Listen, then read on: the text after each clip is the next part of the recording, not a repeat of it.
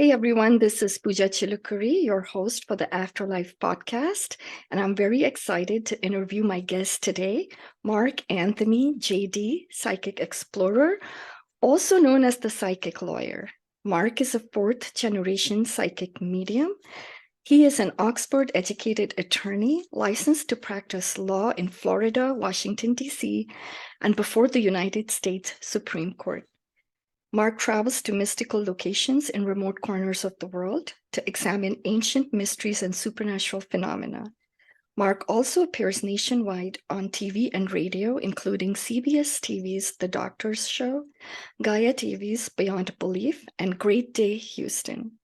Mark also co-hosts the livestream show The Psychic and the Doc on Transformation Network, and he is a featured speaker at conferences, expos, and universities, which include Brown, Columbia, Harvard, and Yale. Mark is a featured columnist for Best Holistic Life magazine, and he is the author of 3 best-selling books. His latest book, The Afterlife Frequency, is the gold winner of the Cover Visionary Awards and was up for the Pulitzer Prize and ranked as one of the top books about faith in God, and is up for an Emmy Award for Best Metaphysical Book of the Year 2022. His other best-selling books are Never Letting Go and Evidence of Eternity. Welcome to the show, Mark. Thank you, Pooja. It's an honor to be here, and thank you for having me. I'm honored to get to interview you. I love this show that I'm doing because I get to interview people whose books have impacted and touched me deeply. And your book, I have to talk about it during this show because I have so many questions. But before we get into it, I would never put the words psychic and lawyer together. Like my brain has a hard time wrapping around those two words. How did that happen? You know, it's so funny because the media loves to give me labels. And I was in New York City at a media conference, and I was there in my capacity as a medium. And a couple of the reporters said, "Wait a second, you're a lawyer? This guy's a lawyer?" They go, "He's the psychic lawyer." And so all of a sudden it got labeled. But before that, I was born a medium. Both of my parents had these abilities. And like you indicated on the intro, I'm a fourth generation psychic medium. I have tracked these abilities back 4 generations to the early 1900s. I'm assuming it goes further than that, but the stories simply aren't there. And a lot of the people that I had to talk to were in their 80s and 90s when they revealed the stories. And the two sides of my family could not possibly have been more different. My dad, he came from he was a Baptist, but he was a Pennsylvania Baptist, a Northern Baptist. And he had 4 siblings, 3 sisters and a brother. And one of his sisters, Marjorie, was a medium like he was. They could see and hear spirits. But then again, so was their mother, Isabel, and their maternal grandmother, Grace. And my dad said that it was all kind of very hush-hush. And every Thursday, they lived in this big house, and the parlor was off limits because they lived in a rural area. So my dad was out, taking care of the animals and stuff. And he came in and he was listening through the parlor. And the official story was the ladies are over playing bridge. Well, when he was listening through the doors, he realized that his sister Marjorie, his mother Isabel, and his grandmother Grace were conducting readings for a bunch of ladies in the community, but they all said they were playing bridge so that nobody would find out. And then later on, my dad says, I see spirits too. And they're like, okay. Well, meanwhile, over in New Jersey, there was my mother, an incredibly gifted psychic medium. Mom was the whole package. And her maternal grandmother, which would be my great grandmother, her name was Giovanna. And Giovanna emigrated from Italy, and she was known in the Italian community of Little Italy and North New Jersey as the woman who knows things. And people from all walks of life, particularly officials from the Catholic Church, would come and meet with Giovanna. She used to, when nuns, young nuns, poor girls, were coming over from Italy, Giovanna would house them and help them get settled, and so to make the transition to the convent easier. Cardinals, bishops, priests were in and out of the house recently. And see, in the Catholic side of the family, this was looked at as a vision of the Holy Spirit, the gift of second sight. So it was treated with great reverence. And in 2016, PBS did a special called The Italian Americans. It was, I believe it was a 4-hour special. It was 2 nights in a row. And they actually did an entire segment on Giovanna, and they referenced her psychic abilities. And I'll never forget when it was on, you know, my cousins, we all knew about it. Every commercial break, we were on the phone. Did you see that? And but it was really nice for it to finally be brought out into the open and treated with the dignity and respect that Giovanna, my mother, my dad, and his family deserved. And when people think of mediums, and I'm glad you said, you know, putting lawyer and psychic together. Well, my dad was a U.S. Navy SEAL, okay? And he had these abilities. My mom was a commercial illustrator. And then after my dad got out of the Navy, he said he was at a USO dance. And he said, so here he is, he's a 22, 23-year-old sailor, all full of himself. And he said, I saw this foxy looking dame. And he meant my mother, okay? And she was in fashion and illustration at a high-end department store. And mom said, well, she got all the designer clothes at wholesale. So she was always dressed to the nine. And dad thought she was like 30. I think she was only 19. Anyway, they started talking, and they clicked immediately. And on the third date, my mother said, there's something you need to know before we go before we get to know each other any further. She said, I see spirits. And my dad used a number of expletives that only a sailor could said, I do too. And so years later, I come along, and I have an older brother and an older sister who are very spiritual, and they are very sensitive things. But apparently I got the whole genetic package, because at about 3.5, I start interacting with spirits. And my mom's reaction was like, oh, he's got it. My dad's was like, oh, Lord, he's got it. Because they're afraid, he was afraid that I'd be mistreated. And so as I got older, I had planned to go into the clergy. I was very interested in actually becoming a priest. But I felt that, and based on the discussions that we had at home, that religion was too narrow, and that God is so much broader than any one dogma. And so I also felt there were too many rules and regulations in the clergy. So I ended up in law. And it's like kind of like jumping out of the rule-laden frying pan into the regulatory fire. And so that's how I became the psychic lawyer. I'm listening to you. If you see me smiling and laughing, I'm not laughing at you, Mark. I just can't get over the irony. You mentioned so many words that don't go together in my head. Navy SEAL, illustrator, Baptist, Catholic, psychic, medium. Well, it's funny, when I started Catholic school, because I went to Catholic school, and I started first grade when I was 5.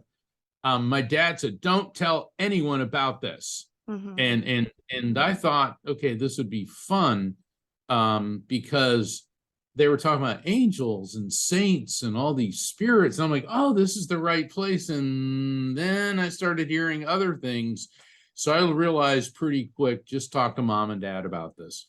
I'm so glad you had parents that understood, because that was actually one of my questions. Was it hard? Because I know, you don't necessarily fit in with the other kids, but I'm so glad you had your family. Yes. Yeah. There isn't a day that goes by that my parents are in spirit now. I thank them every day. It wasn't easy. Everybody in the neighborhood, they kind of looked at us as the weird family, but kind of like cool weird. Yeah. And people started knowing about my mom, And because mom would meet people and she'd just like tell them something like, how do you know that? and but it's very difficult. It's hard enough being a kid, but when you're really different, that makes it even harder. And it was great having my parents there because they guided me very well. Yes, I got bits of that from your book, which I really loved, your interactions with your dad that you talk about in there. But so did with great power comes great responsibility, right? Like the whole quote from Spider-Man. So is that why I mean, what has prompted you to do this full time? Because you still do have that law degree, right? You're licensed to I, practice before the Supreme Court. I mean, yes, I do. And what happened, I was I was in my law office one day and I was thinking about spaghetti. Number one, I'm a guy, we're always hungry. All right. Number two, I'm Italian, so thinking about spaghetti isn't a weird thing. But the phone rings and my assistant said, your mom's on line one, and I take the call. And she goes, hey, honey, I made spaghetti. Do you want to come over for lunch? And my parents lived about 5 miles from my law office. And I thought, oh, what the heck? I'll go see mom and dad. And I got there and we had a beautiful lunch. She made broccoli rabe and sauce. And she goes, eat this. It's good for your blood, lots of iron. And mom looked tired that day. And I was concerned. But we were joking and laughing. And before I left, Pooja, let me see if I can get through telling this without kind of getting very emotional. She hugged me and kissed me and said, Mark, I love you so much. I'm so happy that you're my son.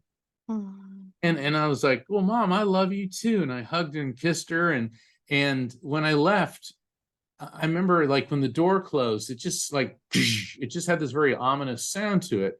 And it was beautiful, but something didn't feel right. And the next morning I was in court and the judge's assistant came to me and said, Mark, we need you in chambers right now. And when I went into chambers, they handed me the phone. My secretary was in tears and she said, your father called, your mother died.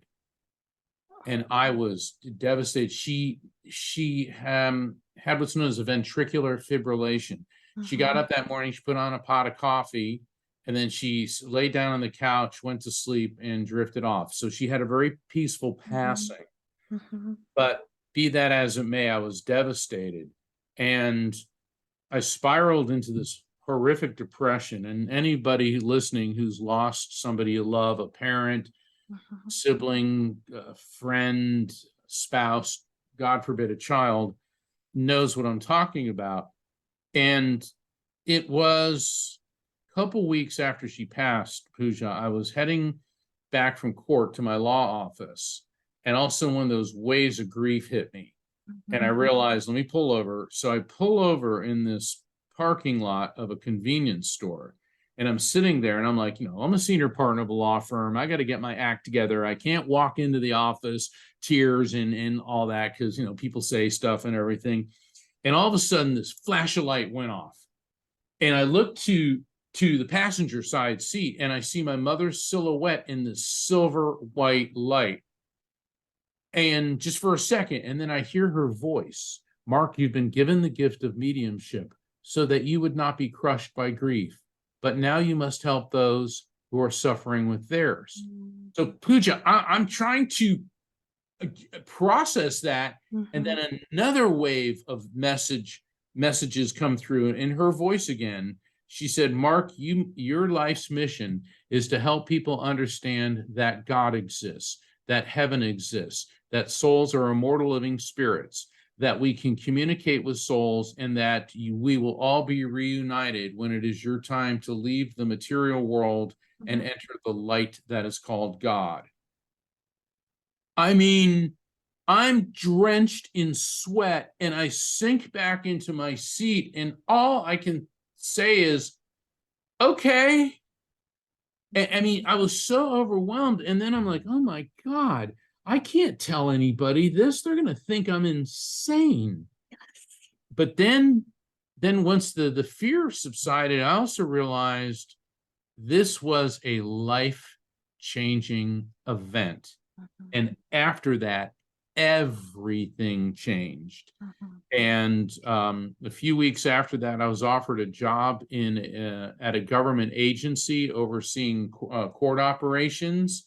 That was interesting. So I segued out of the practice of law because that's a 24/7 kind of not kind of, it's a 24/7 job.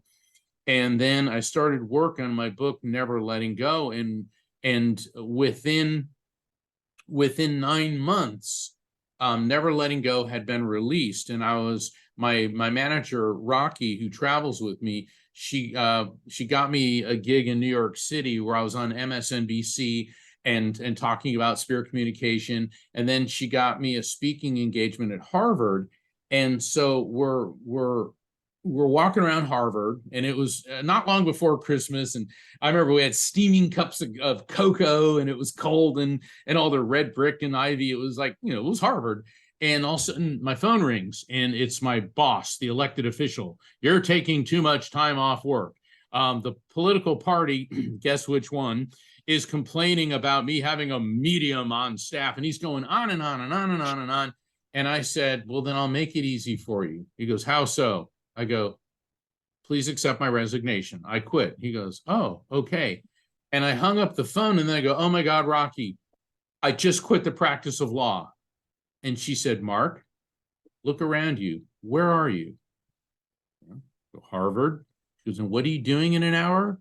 I said, giving a lecture on the afterlife and signing copies of my book, Never Letting Go. She said, don't you think this is exactly where you're supposed to be?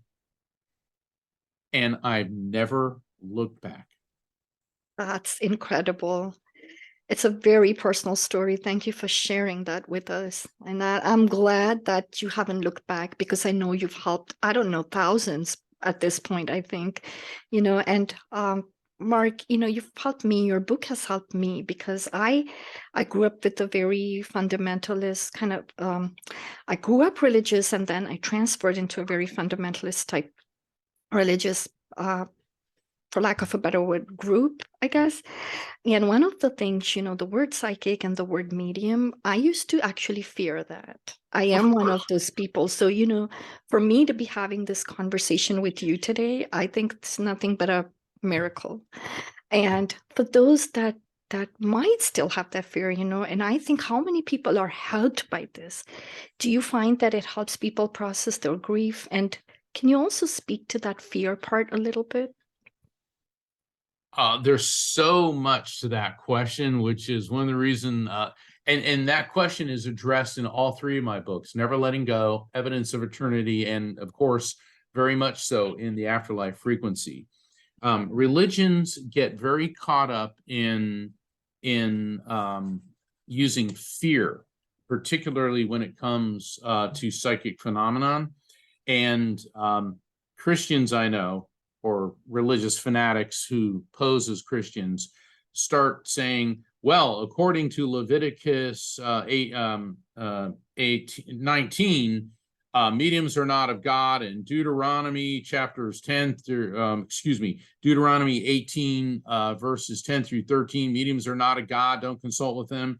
And I said, yes, but you need to read the entire passage. And if you go to Deuteronomy 18 verses 21 through 22, it says, how do we know if a prophet speaks, is of God?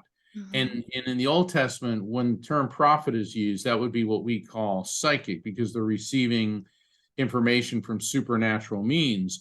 And it says, if what the prophet says does not come true, then it is not of God.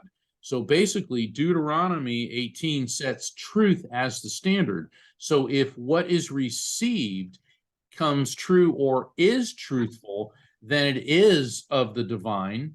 And then let's go to the New Testament. One of my favorite passages, the first book of Corinthians, chapter 12, verses 4 through 12, and it sets out the gifts that the divine, that God gives all of us. And two of those gifts are prophecy and discernment of spirits. And all of these gifts come from one and the same spirit, which is God. And then the Apostle Paul also writes in Romans 12, verses 6 through 8, that we all have gifts from God. And if your gift is one of prophecy, then prophesize in accordance with your faith. So what happens is religions like to use fear to control people. Don't talk to those people. Like I was at this, it was supposedly a Hindu ashram, but it was actually a cult.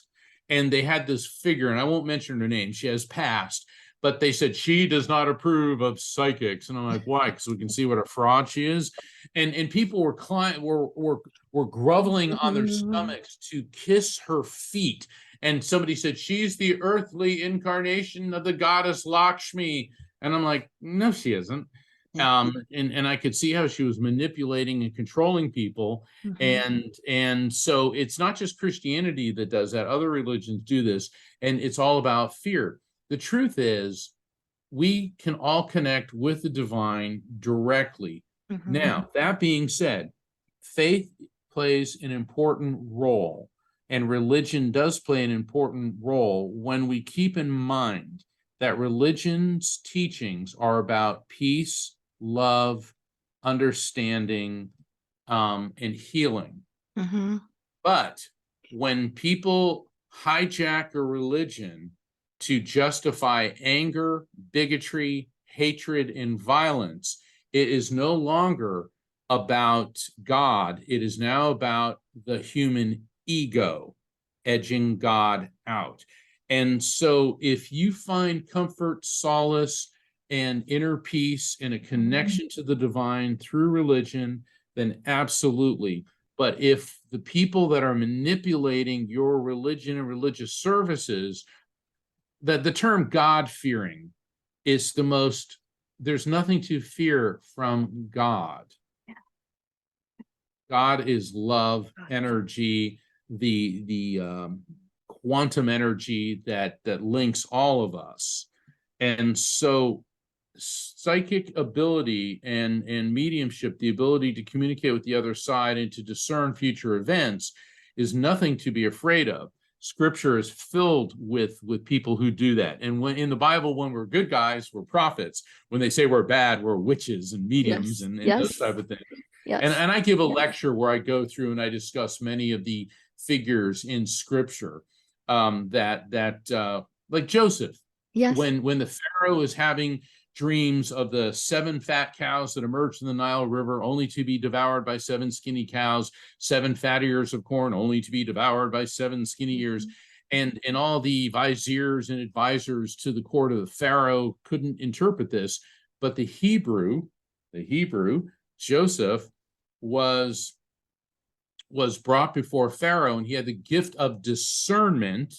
And he interpreted that for Pharaoh, that there'd be 7 years of plenty, followed by 7 years of famine. And Joseph is a key figure in Judaism and Christianity. And that's just one example. I could go on and on and on. But the thing is, all the religions have people with psychic and mediumistic abilities in them. If you look at the saints through the Catholic Church, so many of them exhibit psychic and mediumistic activity. Saint Clare of Assisi, she lived 800 years ago, is the patron saint of television. Now, why is that? Well, she was also a very close associate of Saint Francis of Assisi. And Saint Francis is cool. He's kind of an interfaith saint. And we could do a whole show just on Saint Francis. But he would go into deep states of prayer, and he developed stigmata, where he would bleed from his hands and his feet and his side, mimicking the wounds of Christ on the cross. His good friend, Saint Anthony of Padua, could lecture in languages he never even knew. And his lecturing was to spread the gospel. This is what we call channeling, in Britain, transmediumship. But Saint Clare, she got so ill, she couldn't go to Mass. She couldn't leave her room in the convent, so she would pray to God for her to see what was happening in Mass, and she would see it in real time. That was remote viewing. It's used by the CIA, the Russians, the French, the British, the Chinese. I mean, every secret service in the world has a remote viewing division.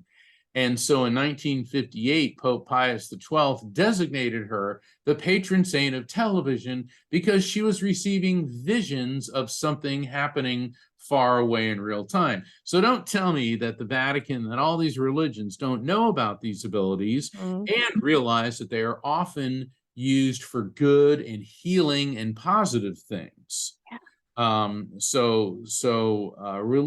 is a double-edged sword, shall we say. It definitely is, Mark. And thank you for those explanations, because I think it's all about the power struggle, right? And even in your book, one of the things you mention is, like you said, we all have the power to connect with the divine. But you also say something in your book that's interesting to me. You say that we all have the capacity and the power to connect with the spirits. We may not all be mediums, but that there are certain signs, that there's something called spiritual awareness. Did you want to comment on that?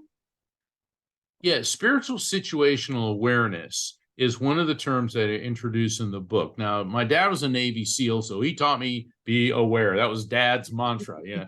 And in this day and age, it's very wise to be aware when you walk into a public place.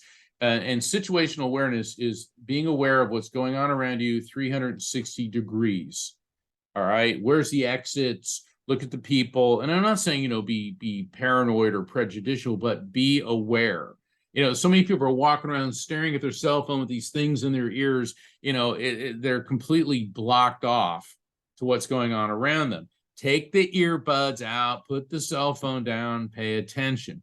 Now, that's situational awareness, a highly valued skill used by military, first responders, and spiritual situational awareness expands that to feeling spiritual presence. And in the afterlife frequency, I introduced the term the electromagnetic soul.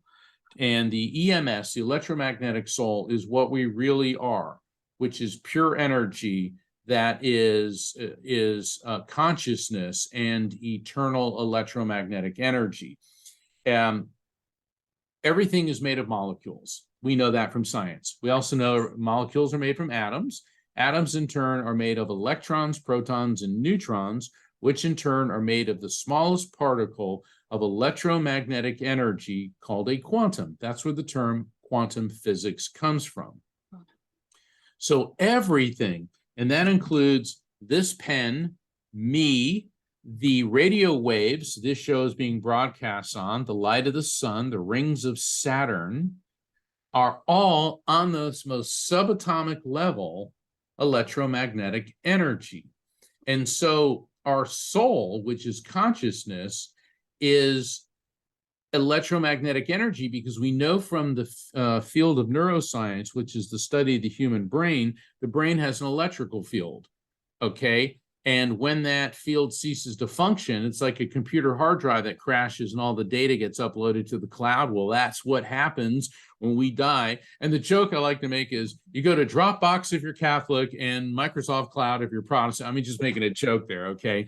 Because I've made that joke and some people get offended, and it's like, come on, lighten up, get the lightning bolt out of your, nose.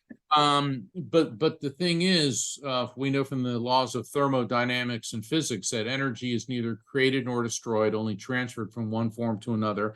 Every great spiritual teacher, from the sages of ancient India through Zoroaster to Moses, Buddha, Jesus, Confucius, Lao Tzu, Muhammad, Gandhi, Mother Teresa, Native American spirituality, the religions of the Pacific, all teach that the who and what we are, soul, spirit, consciousness, pre-exists the body, comes into the body, leaves when the body dies. So in the afterlife frequency, I reconcile faith and science to prove that there is no incompatibility. And this isn't just some hocus pocus random thing I've come up with.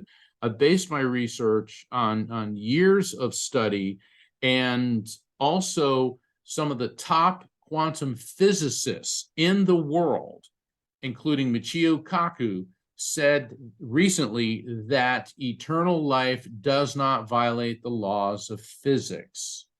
And so the electromagnetic soul theory explains not only the afterlife, but spirit communication, because my EMS is in my head, and the EMSs of spirits, they align their frequency with mine so we can talk.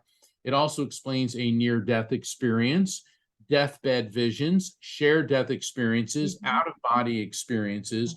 It explains all of that. And that's what makes the afterlife frequency different than any other book on this topic, because generally, Pooja, the different forms of spirit communication, be it mediumship, NDEs, near-death experiences, SD, shared death experience, DBVs, deathbed visions, OBEs, out-of-body experiences, are all treated like salad bar. They're all in different canisters, but they're not.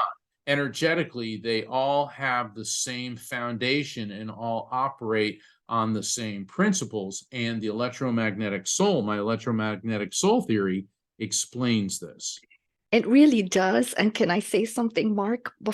So the book jumped at me because I was browsing your website and I saw your books, and this one really spoke to me, jumped at me, because again, with my background, I am trained in scientific research, and also, with the religious conditioning that I had from the past, I needed to break that barrier, and all the scientific language you used in the book really helped me. But the book was such an entertaining read. Like I was like, do I want to read a book written by a lawyer? Because I was worried about, getting caught. It being like a law book. I'm reading it for the second time and loving it. So I've always liked good stories. Yeah. I've always liked good stories, and a lot of what I'm talking about is very, very technical, but if it is presented in a way that's entertaining, my manager Rocky calls what I do edutainment. I educate and entertain. And I also used to, in the practice of law, when I would try cases, I used to like to keep the, not that I would get up into a comedy routine in front of a jury, because judges tend not to have great senses of humor or patience with that. But I have had to read so many boring books in the practice of law that I vowed I would never do that to my readers. So I try to write my books the way Michael Crichton does, or the way Mario Puzo does. These are some of my favorite authors. Teach people, but then illustrate with stories. Yes. And I really appreciate what you've done, because the other thing that I was surprised, I didn't find anything woo-woo in the book. Like, you've broken down everything in very scientific terms. So thank you for doing that. I think it's time to bridge that gap, because I really believe that we don't have all the answers. And sometimes we do need to connect with that other side, because that gives us the complete picture. We are mind, body, spirit, right? We can't ignore that part of us. No, we can't. And I remember when I was 8 years old, I was with my dad and we were looking at the stars. And my dad was my hero because he was an aerospace engineer and he worked with astronauts. It was like dad was cool. And we were looking at the stars and we were talking about this. And he said, Mark, there's no such thing as a mystery. There are only questions for which we do not yet have answers. And if you put enough research, enough focus, enough funding into anything, eventually you're going to come up with a solution and an answer. And it will be based on science. And that's my approach, is that spirit communication isn't woo-hoo, because people go, that's the work of the devil. Okay, people immediately fear. Okay, fear has a face, demons, devils, and all this. And when you start understanding how spirit communication works, that immediately goes away. Understanding is the key to enlightenment, is opening up your mind. And like the other day, I was having dinner with some of my Jewish friends, and one of them said, well, I'd love to get a reading with you, but my rabbi said we are not supposed to know. And I go, now, isn't that convenient?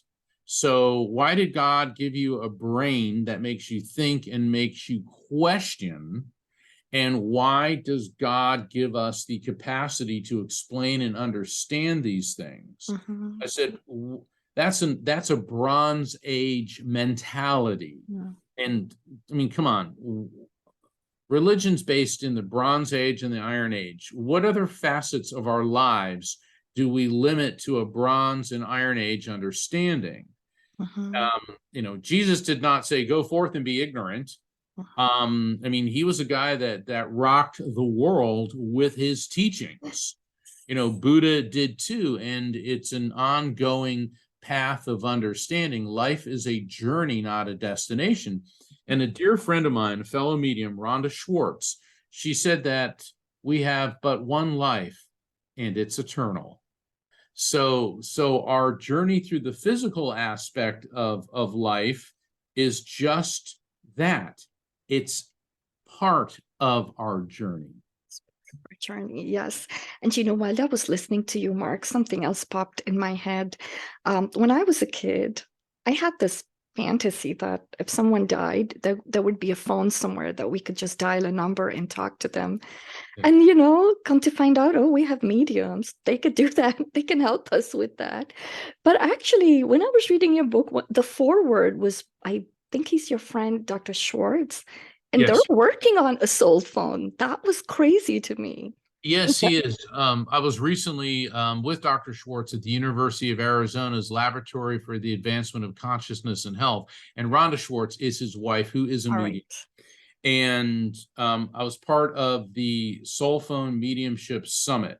And Dr. Schwartz got together who he considers the 6 top mediums in the country and I can't tell you any more than that, but I've seen the Soul Phone, I've seen what they're working on, and we are within grasp. We are within technological grasp of a technological device which will be able to directly communicate with spirits. Yeah. And the things that I discuss about in the afterlife frequency, the electromagnetic soul, the collective consciousness, spiritual synchronicity, spiritual situational awareness, those concepts are also fundamental to the technology being developed for the soul phone. So like my dad said so many years ago, look, spirit communication is possible. Yeah. We just don't have the technology for it yet, but we're gonna. We're going to. Yeah. And when I hear that, actually that because I think one of the most cruel things about losing a loved one is that separation, that loss of connection. And so I think to me, this gives me hope. It really does. And you've taken time out of your, day to talk to us, Mark. I don't want to keep you too long. I'm just so many questions, but I do have one last question for you. With all the readings that you've done and all the people that you've helped process grief, I know you've been by people's bedside while they were transitioning. Now, anything that you've learned that stands out to you that you want to share with us? Any insights, anything that can help us? I think it cycles back to the message that my mother gave me, was that God exists. Now, when people think of God, and I saw a friend of mine was talking about God on Facebook, and this guy that's a so-called medium, and he's a witch and all that stuff, and that's a whole nother discussion. Oh, don't use that word. That's a Christian word. You're forcing it. Look, the word God is too limiting. I've had a near-death experience. I communicate with the other side. I've encountered the energy that we might call God. People, you have? It's like, yes, we all have. We all do. It's recognizing being open to it. The word God is too limiting. You can call it the divine power, the source, the energy, whatever you want to call it, exists. And I believe, once again, this is quantum physics. It's energy on a subatomic level that flows through us, around us, with us. People that come back from near-death experiences talk about the interconnectedness of everything in the universe. Well, there's quantum physics yet again. Everything's electromagnetic energy. Quantum entanglement. If you take one quantum particle and separate it, even though it's a billion miles from the other particle, if something happens to one, it affects the other. Ergo, always was, always will be, because according to Einstein's theory of relativity, on this subatomic level, time as we know it does not exist. And that's why psychics and mediums, we can tune into this quantum level and we'll pick up on future events. It isn't a demon coming in fortune telling. That's once again ignorance and fear turning it into a boogeyman, simply because the people that are spouting that stuff don't understand this. It's you're tuning into a quantum level and picking up on things that haven't happened yet. So God exists. Our souls, our electromagnetic soul is an eternal living being. We can communicate with those souls. And yes, everybody is capable of receiving messages from spirits. Is everybody a medium? No, but not everybody is an Olympic athlete. Not everybody can do calculus. Not everybody can be a world-class chef. We all have different abilities. Some people are better at it than others. And that we can not only communicate with these souls, but we will be reunited with our loved ones when it's our turn to quantum leap from our material world dimension to the other side, the afterlife frequency. So that's what I've learned, and I've seen this in so many readings. Earlier, Pooja, if I could, we were talking about deathbed visions before. Yes. A deathbed vision is a really fascinating phenomenon.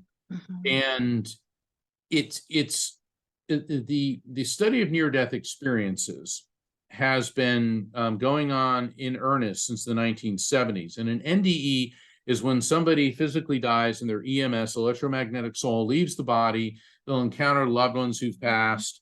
They will see what's going on around them, even miles away, and come back with accurate accounts. I mean, we could, once again, spend several shows on near-death experiences.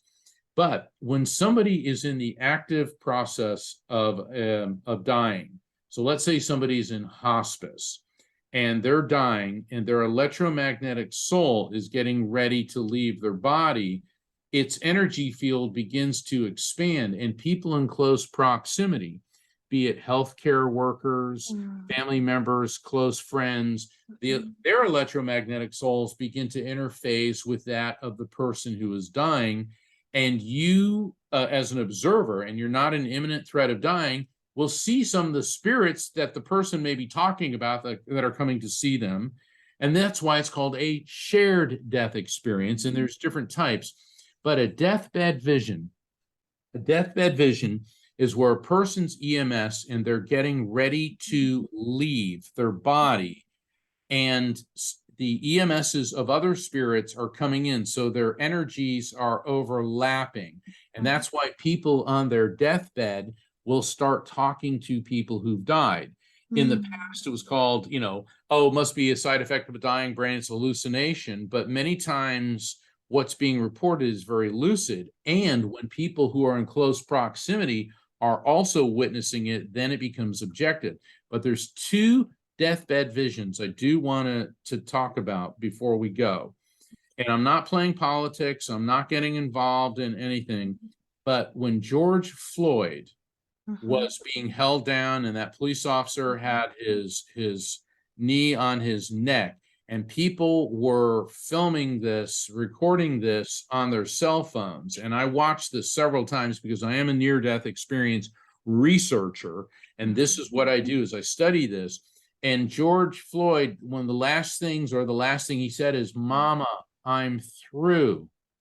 And I remember when I first saw that, I go, wait a second, what is that? And I went back and I looked at it, and he was very, very close to his mother who had died. And I believe that may be the most heavily documented deathbed vision in history, because we have it there on film or on digital, on video, before he died. And I remember when I presented this at the International Association of Near-Death Studies, there was a gasp through the whole room, because the researchers were going, oh my God, I didn't even think of that. And then who doesn't remember Betty White? I mean, since I was a little kid, Betty White was always on some television show. And I think and she's probably best known for being Rose in the Golden Girls. Girls. Okay, but Betty White, she was an American treasure.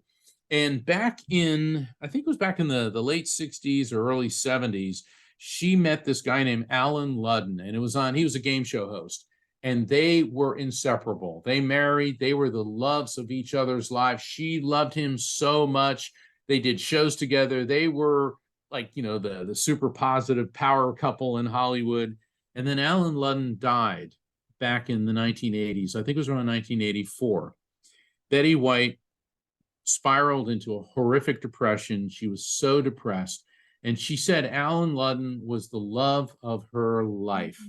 And that's why she never married after he passed. And Betty lived to just shy of being 100 years old. And it was New Year's Eve of 2021, just about to become 2022. And Betty had been lucid and active right up to like a week or so before that. And she was laying in bed. And this is verified not only by her healthcare provider, but also by actress Vicki Lawrence, who was in a number of TV shows with her, like Mama's Family and Carol Burnett Show and all that. At the precise moment of Betty White's death, she looked up, opened her eyes, smiled, and said, "Alan." And then she expired. Wow. Wow. You're right.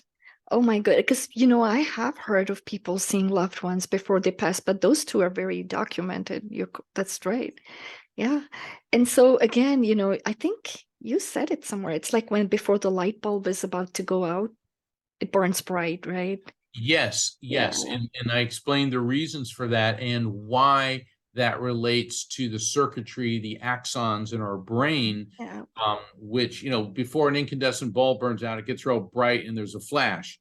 Yeah. Well, that also happens in our brain because the brain structures can no longer handle the amount of electrical flow going through the brain. The brain may only be 2 to 3% of the body's weight, but it consumes over 20% of the body's electromagnetic energy. Hello, because Yes. that's the spirit.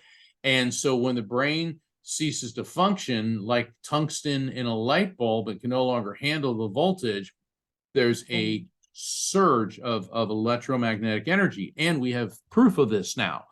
In Tartu, Estonia, on February 2nd of 2022, an 87-year-old man had a massive stroke. He was rushed to a hospital, was put on an EEG, electroencephalogram, to measure the 5 brainwave frequencies, gamma, beta, alpha, theta, and delta.